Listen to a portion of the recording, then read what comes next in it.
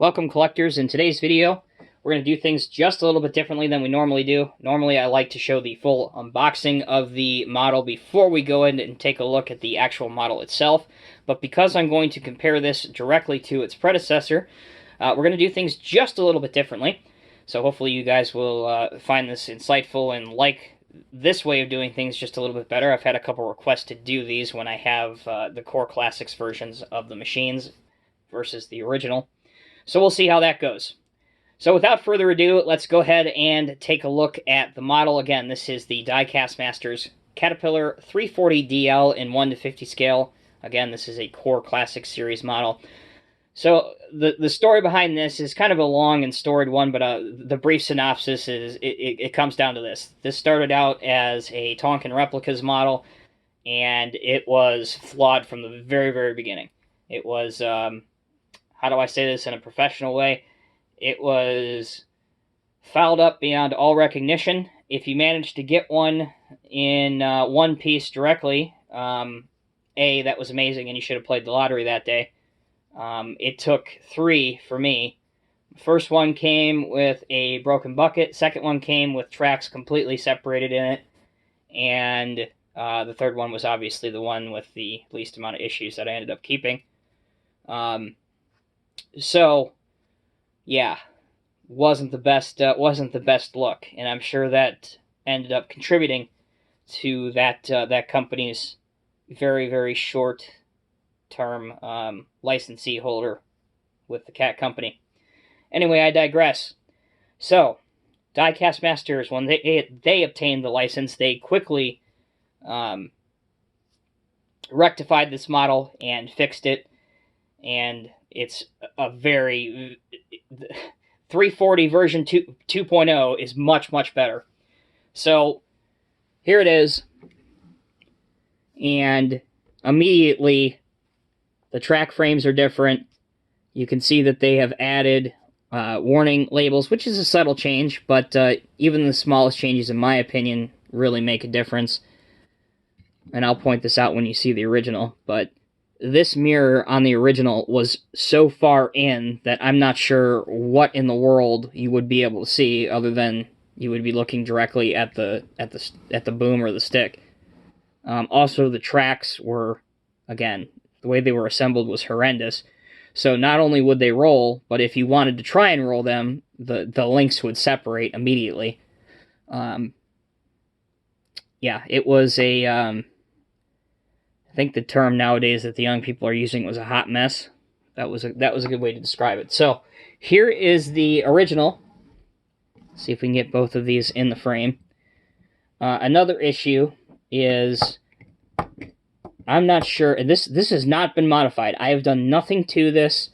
As God is my witness, I have not messed with this. I have not modified this in any way. This is completely stock, completely original. I don't know what in the world is going on in that cab. I don't want to know. But, yeah.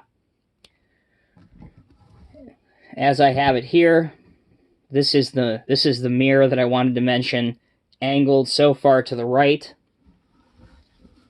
On the right here, this is the Diecast Masters version. Move this over a little bit. So, they have fixed the angle of the mirror. Set this completely right, so there's no camera trickery going on that you guys might think here or anything. Yeah, I'm not sure what the operator would be seeing with the mirror faced that way. Yeah. So, that was the original. Now, let's look at where we are today. Oh, one more thing. This is important. Again, this has not been modified in any way.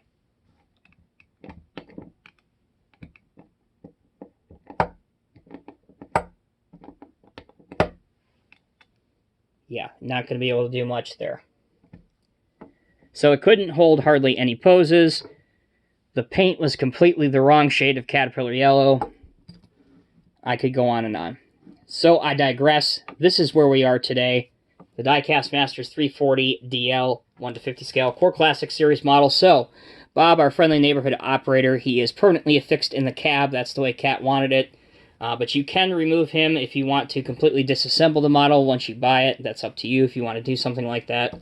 I mentioned they fixed the mirror. Here's the most important thing that they fixed.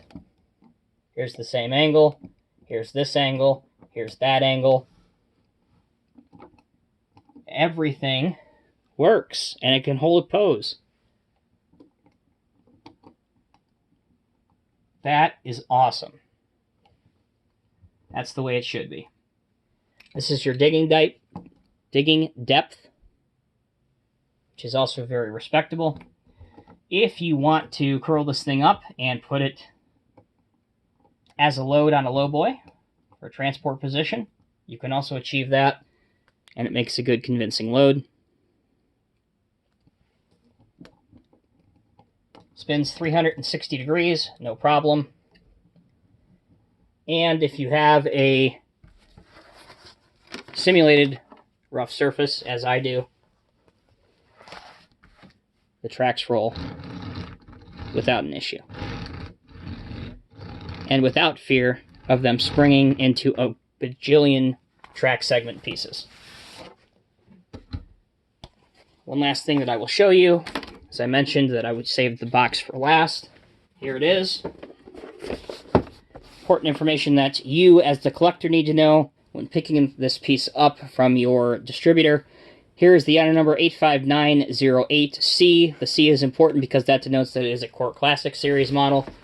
On the back, there is a picture of the excavator hard at work, and there are your specification details. By all means, if you're interested in that kind of thing, please feel free to pause the video now and check that out.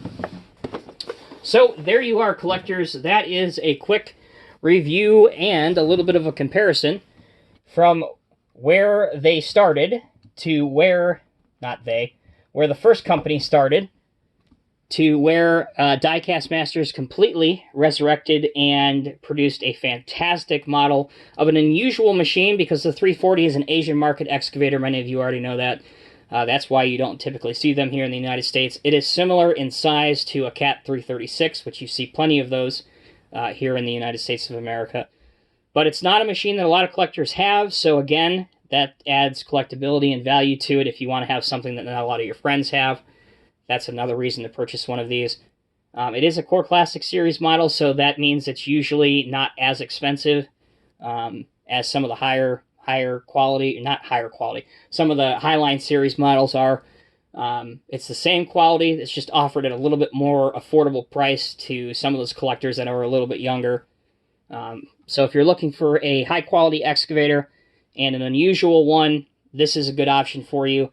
I believe these retail for around $87.99 through most distributors, if my information and my research is correct. As always, collectors, thank you so much for watching. I'm Tommy with Diecast Emporium. Stay tuned. We got a bunch of great stuff coming up here through the next couple weeks.